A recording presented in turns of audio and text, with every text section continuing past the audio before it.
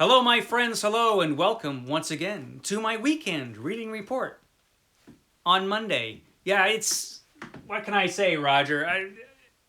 It's a day late. The weekend got away from me. I didn't have time to film anything for the weekend, so here I am on Monday with the weekend reading report. You know, I can't do anything right, but here it is, the reading report that was supposed to be up yesterday. And I have a lot to report, actually.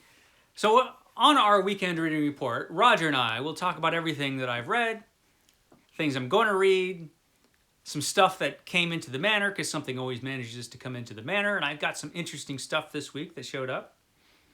So we should get right to it, because man, I got a lot of stuff to talk about this week. So the first thing I finished reading is this book, Tarzan and the Jewels of Opar. Tarzan and the Jewels of Opar. So this was awesome. This is the 5th Tarzan novel. I'm reading all of the Edgar Rice Burroughs novels. And this is the 5th Tarzan novel. I have read this before. I've read all the Tarzan books before, but it's been a long time since I've read it. It's been years since I read this book. And it holds up really well. This is a really entertaining Tarzan book. Has everything you want from a Tarzan novel. Dastardly villains, lots of adventure, a lost city, the lost city of Opar that we saw last in The Return of Tarzan, Book 2. We get to see Opar again, and Law, priestess of Opar, who is in love with Tarzan, she makes a return in this book. So we get to see some old friends in this book, and it's a really fun, fast-paced Tarzan adventure. Not the best Tarzan book, definitely not the worst Tarzan book. Really good. I really enjoyed it. So this starts off the report. This is the first thing that I read, and I really enjoyed it.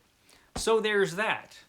So we just finished up a reading event called Garbogus, created by Criminali, which celebrates reading trashy fiction, stuff that society thinks is trash.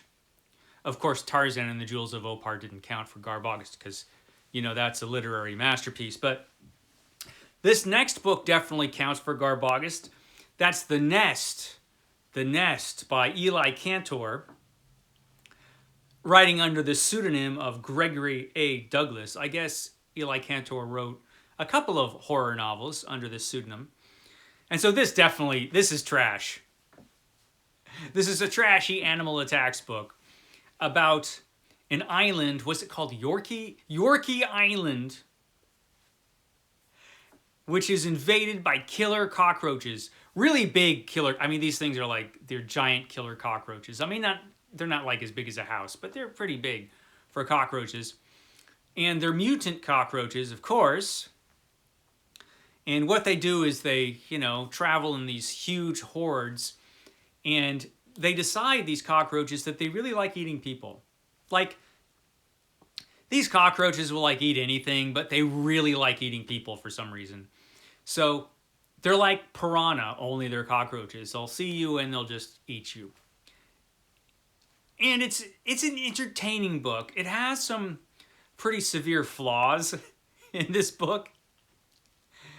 So, I mean, the last animal attacks book I read was The Rats. And that was a literary masterpiece compared to The Nest.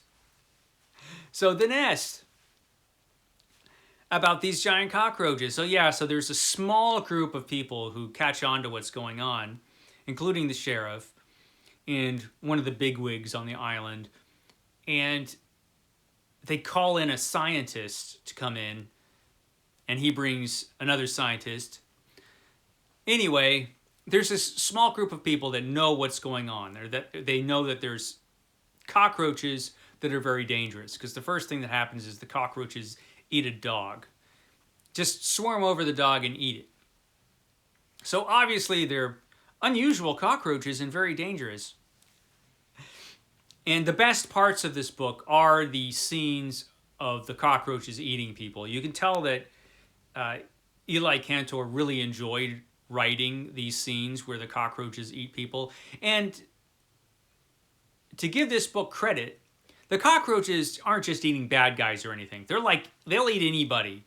Men, women, children, it doesn't matter. They'll eat anybody. And with such a sense of joy, they'll eat people. And those scenes are great. Every time cockroaches eat people, it's great.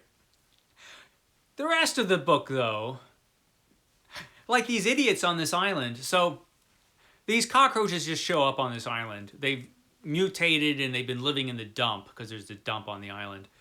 And then they just break out and start eating people.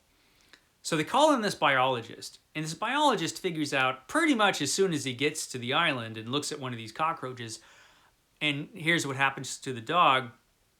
And people have vanished by this point. The cockroaches are already eating people. But they don't, the scientist doesn't know this yet. But it's obvious that they could, be a great danger to human beings. Because, he sees that they've mutated and their jaws are super strong and they're just weird and they eat dogs.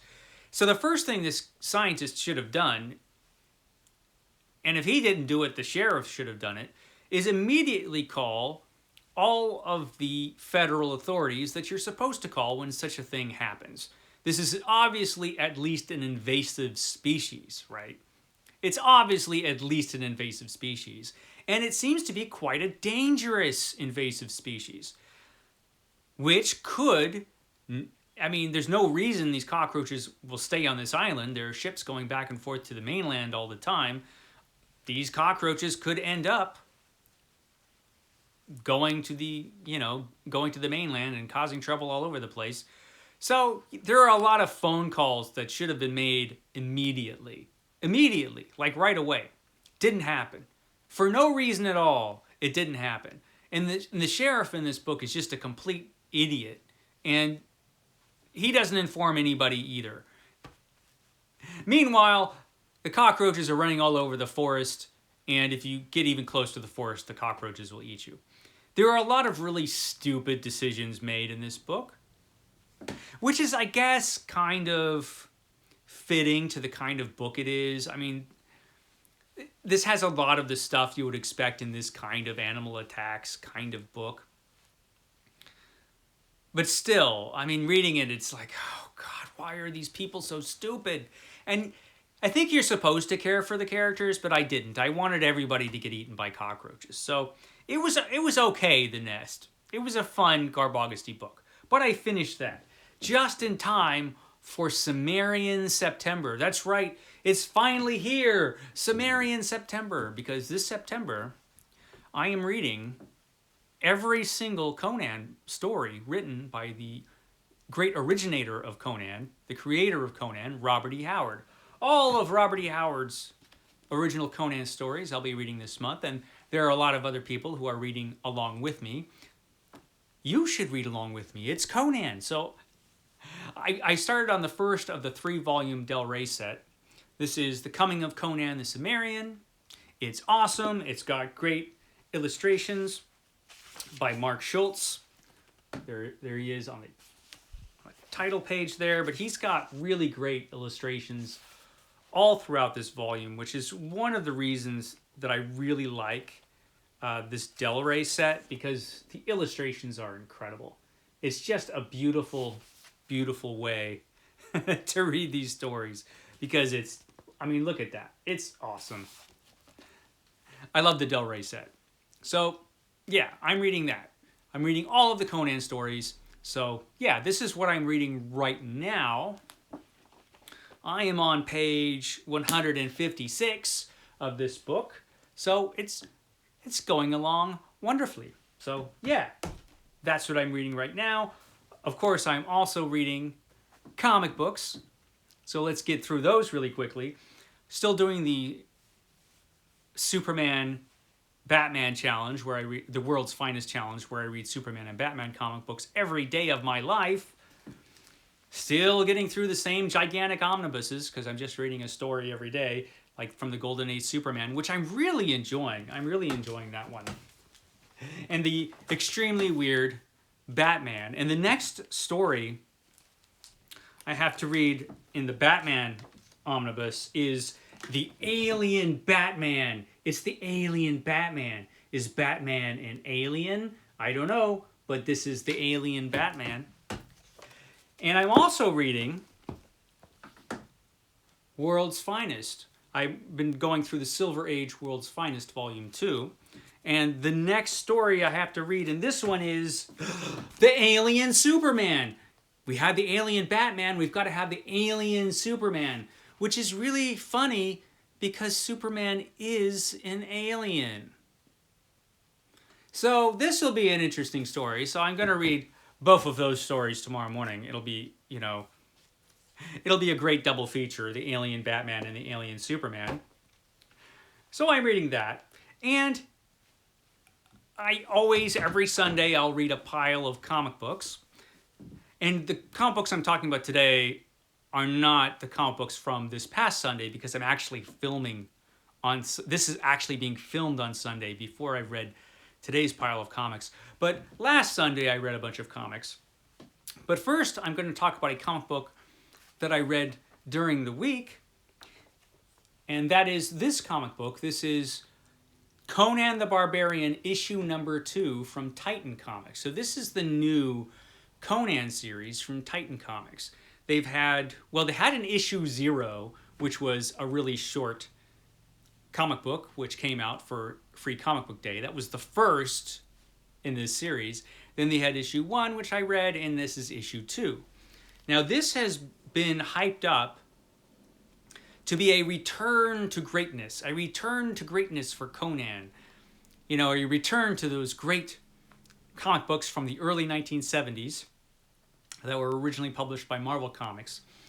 Now, does it live up to the hype? Is this comic book a return to greatness for Conan? Maybe. There are things that I really like about it, and there are some things about this that I'm like, which I think is an unpopular opinion, even to think that, because everybody just seems to love this. Everybody that I've seen review it or talk about it just thinks that the first 2 issues of the new Conan the Barbarian are like the best things ever. And there's a lot to like about this series. Certainly, the first couple issues of this have been far better than anything that Marvel did the last time Marvel had Conan. Marvel had Conan recently for a couple years. I think they just got the license back so they can reprint all of the Conan stuff that they had in the vault. They put out all these Conan omnibus volumes, which are amazing. And they pumped those out quick. So I don't think they actually intended to hold on to the license forever. But now Titan Comics has the license. And as for the monthly comic book, yeah, this is a lot better than Marvel's. That's for sure, I think. In my opinion. In my opinion, it is. The artwork has been really great. So I should say who does this comic book. It's written by Jim Zub, or is it Zub? I'm not sure. Sorry. And the artist is Rob De La Torre. The artwork, like I said, is really, really good. And, this is a great looking comic book. And Conan looks exactly like he used to look when Big John Buscema drew Conan. And that's one of the things about this comic book, which I find a little odd, is that Conan looks... the artwork in this looks a lot like John Buscema's art. Like, a lot like John Buscema's art. So much so that I find it a little weird. It's a little off-putting in a way, because I don't know what I think about that. It's fantastic. It's obviously great artwork. It looks so much like John Buscema's work. Like I said, I just don't know how I feel about it. I'm not against it or anything, but at the same time, I'm like, it strikes me as odd. It strikes me as odd that it looks so much like John Buscema's work. Which I think is one of the things that people love about it, because this does look like Conan from the time when John Buscema was drawing Conan. The whole comic looks a lot like that.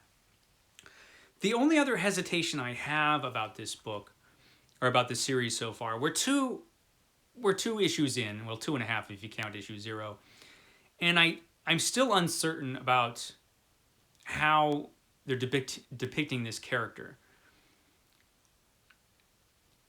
because it seems to be, so far it seems to be like they're doing a very safe version of Conan. Certainly there's nothing terribly original about these issues, and I can't help comparing this to when Dark Horse took over Conan. When Marvel originally lost the license to Conan, in the early 2000s, Dark Horse came out with Conan comics, with an issue 0 and the first couple issues after that, and as soon as those came out, and I was wondering when Dark Horse took it over, is this going to be any good? Immediately, as soon as I read the issue 0 and the first issue of Dark Horse's Conan, all of my concerns were laid to rest, because it was beautiful. It was fantastic. It was original. It was a different take on Conan, yet it was true to Robert E. Howard's Conan. There was nothing safe about that Conan. I mean, it was fantastic. And so when I read this, and after a couple of issues in, I still have concerns, that itself kind of concerns me. Sorry about that. I was interrupted. Anyway, where was I? Oh yeah, I was mentioning in issue number 0, Conan gets into his first battle. He's about 15 years old, and it's the Battle of Venarium. And a bunch of Sumerians get together to drive out some Aquilonian invaders. And it's a big bloody battle, and that's what issue 0 is about. And I was happy to see that, because one of the concerns I had going into this series is, okay, how are they going to depict Conan? What's the violence going to be like? Because Conan is, well, he's a violent guy. How is that going to be depicted? Are they going to kind of going to be doing a PG version of Conan? Doesn't seem like it, because that was a violent battle. And then in the first 2 issues, there's zombies. He's fighting zombies in the first 2 issues, and he just tears the zombies apart. But they are zombies, right? They're not people. And he has a conversation with this picked warrior woman who's in this. And one of the things he says here about Venarium, we felt the mad exultation of battle and knew the fight for our land and freedom was righteous, which struck me as wrong. Conan, he doesn't care about righteousness, particularly. And I get the feeling from this comic that they're making Conan a bit, how should I put this, more noble and more of a good guy than he really was depicted in Robert E. Howard's work. I mean, Conan is a character that is not above, murdering people if, he thinks they need killing. Like in the beginning of Rogues in the House and Conan's in prison, this noble comes up and says, hey, I'll get you out of prison if you'll kill somebody for me. And Conan's like, who?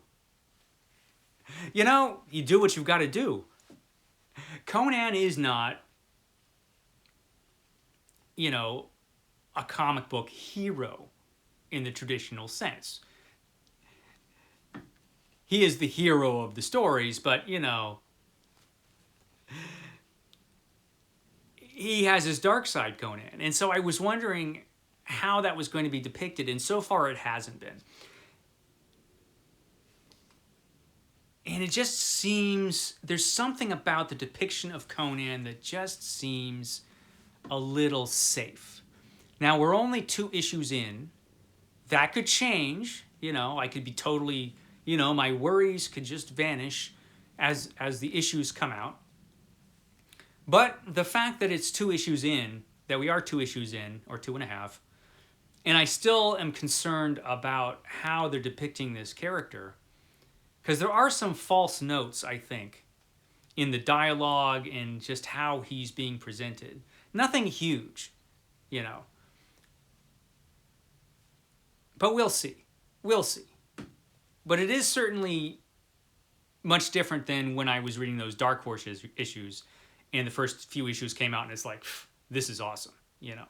I don't feel that way with this. As beautiful as the artwork is, and it's just really well done, and it is a vast improvement over Marvel's version of the character recently, there is that, but I'm going to wait and read more. I'm going to wait and read more and see how it is, because one of the things I wonder about is, can Conan, as a character, be depicted in a comic book in today's world accurately? I mean, we are living in a time when publishers seem more fearful than they have since the mid-1950s. You know, everybody's afraid of, you know, offending somebody, anybody, you know, and everybody's really guarded, and that affects the work that's presented. So can Conan be presented in today's world accurately in a comic book? I think it still remains to be seen. It still remains to be seen. We'll see. I'm hopeful, but we'll see. So that was that. I do also every week, every Sunday, read a stack of comic books, and because it is Sumerian September, of course I had to drag this out. This is Marvel Treasury Edition number 4, Conan the Barbarian, a deluxe edition, a deluxe limited edition of the world's most savage hero. So back in the 1970s, they had no problem depicting Conan as he was written by Robert E. Howard. I still think the early Marvel version of this character, some of these stories, they came the closest in comic books to depicting Conan accurately. Not always. The comic book Conan was not the Conan from Robert E. Howard stories, but they did a pretty good job, I thought, most of the time. And we get some great stuff in here. So this is the first Treasury edition of Conan. And we have a couple great stories in here by Barry Windsor Smith. The first story is Rogues in the House, and this is reprinted from the regular color comic book by Barry Windsor Smith, does the artwork, and it's fantastic. But the second story in here, we also get this gigantic map, which was awesome. The second story in here, I mean, Barry Windsor Smith was the first artist on Conan, and his artwork progressed incredibly quickly to something really amazing. And this story in this Treasury edition is his best work on Conan, I believe. That's Red Nails, his adaptation of Red Nails, along with Roy Thomas. This was originally printed in Savage Tales number 2 and Savage Tales number 3. This, though, was the first time that this story had been presented in color. And Barry Windsor Smith actually did the coloring on this issue. So he did the art, and then for the Treasury edition, he did the coloring. And it's just beautiful. It's just a fantastic work of art, this story, Red Nails. And I don't know, because I haven't read all of... Because Dark Horse Comics, when they had the license, they did some reprints of Conan. So I don't know if Red Nails has ever been reprinted, this version of Red Nails. I don't know if it's ever been reprinted in color since this time. I don't know. Let me know if you know different. But it certainly is pretty cool. It's pretty cool in this Treasury edition, because this was a masterpiece of comic book art. Just fantastic. I probably will be having more to say about this particular issue in the near future. Also, for Sumerian September, read this. This is Conan the Barbarian King Size Annual number 2. And this This does the adaptation of The Phoenix on the Sword, an original story from Robert E. Howard. It's the first Conan story, actually, The Phoenix on the Sword, but it takes place when Conan was a king, so pretty late in Conan's career. The first page is drawn by Big John Buscema, so this is original Big John Buscema artwork, the real thing. And it's fantastic.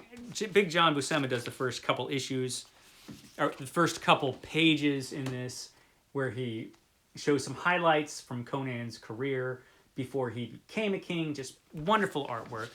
And then we move on to the story itself, which is, Roy Thomas is the writer, of course, but Vincent Alcazar and Young Montano are the artists.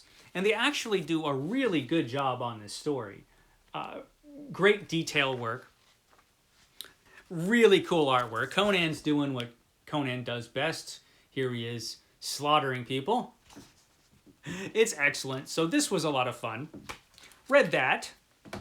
Then this was really cool. So this is The Creature from the Black Lagoon.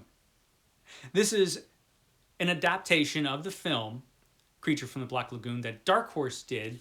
It was, when was this? 1990 what? 1993 this came out. And so it uses, I think it uses the script to the film, and then the artwork is by Art Adams. And Art Adams takes the script and he makes a comic book out of it with just incredible artwork. I mean, it's just great stuff.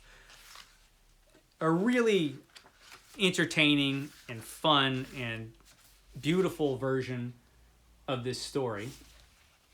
See if I can, I mean, he's great at drawing monsters too. I mean, there's a Creature from the Black Lagoon there. Everybody who's seen this movie remembers this scene. The swimsuit scene. Everybody remembers that from this movie. And he just does such a wonderful version of this film. Look at that. That's awesome. So, yeah, this is great. And I haven't read this for years. I read it when it first came out, Art Adams, and then just stashed it away. But, you know, because I'm doing this every Sunday, I'm digging through all those old comics, and I found this, and I'm like, oh, man, I got to drag that out. And it was awesome. One of my favorite superheroes happens to be The Flash. And so I pulled this out as well. This is The Wedding of the Flash. The Wedding of the Flash from Flash issue 142 from 1998. And the Flash who's getting married in this is actually Wally West, who used to be Kid Flash. It's Kid Flash, Wally West, who grows up and becomes the Flash, because at this point in time, I guess Barry Allen was still dead. Of course, he came back eventually, but it took him a long time. We had Barry Allen as the Flash for a long time. And this is the wedding issue where Barry Allen gets married. Mark Waid writes it. The art is by Brian Augustin. And I'm not overly thrilled with the art. I never was overly thrilled with this artist. He's one of those 90s artists, and his style, I don't know, never really worked for me. And the issue is actually just okay. It's just okay. It's not awesome like this. This is the Two Gun Kid. This is the Two Gun Kid, issue number 113. So, and in this issue, the Two Gun Kid has to deal with the revenge of the Rattler. That's the Rattler there. And this came out when? 1973. There's the Rattler there looking for trouble, and he finds it going up against the Two Gun Kid. So this was fun. I don't have too many of these old Two Gun Kid issues, but this one was pretty good. So yeah, the Two Gun Kid, number 113. I read that. It originally cost 20 cents. It probably still costs 20 cents. And then Captain America. So recently, for an Epic Comic Book Wednesday, I mentioned this comic in passing because this was the series of Captain America, the run on Captain America by Ron Garney and Mark Waid, which is my favorite run on Captain America. And I actually did do a video about the Epic Collection, which collects these issues. But I decided, you know, I'm reading comics every Sunday. I think I'll pull out that run and read these comics. So in this issue, which is issue 444, Captain America is believed to be dead. it looks like he was killed by his super soldier serum. But, you know, the world doesn't know it yet. So we get some flashbacks to Captain America. And there's a terrorist group that's kidnapped the president, and the Avengers have to go up against the terrorist group. And Captain America is nowhere to be found, and they have to explain that. And also in this issue, there's a free Overpower card, whatever that is. There's an Overpower card in my issue. I don't know what that is. It's a card game, I guess, from back in the olden days. Turns out that Captain America is indeed alive, but he's in suspended animation once again. Captain America likes to go into suspended animation, and here he is in suspended animation once again. And so the next issue of this is actually when Captain America gets back into action, and it became a fantastic series. So I thought I'd revisit these. So I read that. Then, Doc Savage, Curse of the Fire God, number 3 of 4. This is a limited series that was put out by Dark Horse. Also back in the 90s, 95, this came out. Starts off with a bang. Doc Savage had to jump out of an airplane. With it, it's great. The art is okay. The art isn't the best thing in the world, but it's pretty cool. And this has turned out to be a pretty fun Doc Savage adventure. Of course, the really interesting thing about this comic book is that on the back of it, they're advertising the original Star Wars One Last Time. The original One Last Time. Because this is when they were advertising, back in 1995, the original versions of the Star Wars trilogy. Remember, back then, there was only the Star Wars trilogy. They were advertising the Star Wars trilogy being released in the original versions for the last time. And I remember seeing these ads and saying, what? What are you talking about? Well, they were talking about how we would never see these versions again after this because the dreadful special editions came out. I know you can get like bootlegged versions of the original Star Wars, but I haven't seen the original Star Wars, I think, since I watched a VHS version of it years ago, which was probably this version of it. Sad times, a sad mark in Star Wars history right there. Then, Tarzan. This is Tarzan, issue number 2 from Marvel Comics. Marvel Comics had this really great run of Tarzan, written by Roy Thomas, and with art by John Buscema. It's the real thing once again. And in this issue, right at the beginning of their adaptation of Tarzan and the Jewels of Opar, the book that I just read, they throw in an origin of Tarzan, just in case, you know, you're new to this character and didn't know the origin of Tarzan, which I thought everybody knew. But just in case you didn't know, they give you a really quick recap of his origin. So we get to see some of those moments from his origin drawn by John Buscema. And the artwork is fantastic. John Buscema was so good on Tarzan. He was just so good drawing this character. The series itself, I think, only lasted a few years. I'm going to have to check my issues of Tarzan to see how long it lasted. But it was fun. It was a good series. The last thing from Sunday Comics was another issue of Tarzan, which was this one. This is the Once and Future Tarzan, which came out in, when did this come out? Was it 2012? Yeah, this came out in 2012.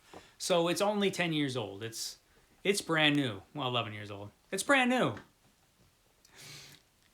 This was a cool comic because it talks about one thing that we don't hear talked about too much with Tarzan, and that is that Tarzan is immortal. This story takes place 300 years in the future. So this is Tarzan in the future. And it deals with the ramifications of Tarzan and Jane being immortal, because Tarzan, during Edgar Rice Burroughs' Tarzan series, finds the secret of immortality. Edgar Rice Burroughs didn't like his characters to age. You know, he wanted them to stay eternally young. And he always found a reason for that to happen. And he found a reason to keep Tarzan young. And so this is an adventure that takes place in the future, and it is a very Edgar Rice Burroughs-y adventure. The artwork is really, really good, even though Tarzan has an odd haircut. It's a very Edgar Rice Burroughs-y adventure. It's really cool. The issue is it's written by Alan Gordon. The art and concept is by Thomas Yeats, and Yeats does a great job on it. So that was the last comic book. Then I got some stuff in the mail. I'll go through that really quickly because it was some cool stuff. Gary Lovisi, who has a BookTube channel, which I'll try to remember to link down below, sent me this book. This is a mystery, crime, and noir notebook by Gary Lovisi. This is a book that hasn't been released yet. It's coming out, I think, in November. And it's a book of the articles that Gary Lovisi has written around the subject of mystery, crime, and noir, mostly in paperback. He writes about a lot of these old school noir paperbacks, and we get a lot of pictures from these original paperback books. It's really cool. This looks like it's a really cool book. I haven't read it yet, but it looks like it's going to be really good. From Starkhouse Press by Gary Lovisi, a mystery, crime, and noir notebook. It looks really good. So thank you, Gary, for sending that to me. I also got some other cool things. The new issue of Occult Detective magazine. Occult Detective, the greatest magazine in the world. Issue number 10. Issue number 10. It's here, Occult Detective magazine, which is just in time for Occult Detective October, another reading event here on BookTube. I know, shocking. There's a reading event on BookTube that's showing up in October all about reading Occult Detectives, which looks to be tremendous fun. So this arrived just in time. Occult Detective number 10. I really like this magazine. I did a whole video about this magazine. I'll try to link it down below if I remember. But yeah, this looks really cool. And actually, I should mention that MJ from Reading This Life, MJ, the famous booktuber from the channel Reading This Life, she has a little article in here. So, there you go. That's a reason to pick it up. But this was totally unexpected. I didn't know that this was coming out at all. And that is another Occult Detective publication. This is Mythos Special number 1 for 2023. Mythos Special. So I wonder if this is something that Occult Detective is going to do every year. That'd be pretty cool. So, yeah, Mythos Special, the Cthulhu mythos by H.P. Lovecraft. I'm assuming the stories in this have something to do with that. I literally just got these, so I haven't had much of a chance to look at them yet. But look at that cover. This looks awesome. So, of course, I'm going to be reading this as well really, really soon as I can. 2 more things came in the mail. One was the Fantastic Four, my favorite Marvel comic book. The Fantastic Four Epic Collection, Volume 9, The Crusader Syndrome. This has issues from 1974 through 1976. So a lot of cool old Fantastic Four issues that I don't know that these have been reprinted very often. I'm not sure. So I was pretty happy to get this because I haven't even seen any of these issues forever. Probably since I was 5. So there you go. A really cool thing came in the mail though, and that would be this. It's the Adventures of Red Sonja Omnibus. The Adventures of Red Sonja Omnibus. Now this is published by Dynamite. So this omnibus is in standard size. It's the pages are the sizes of a regular comic book. It's not oversized like the Marvel and DC omnibuses.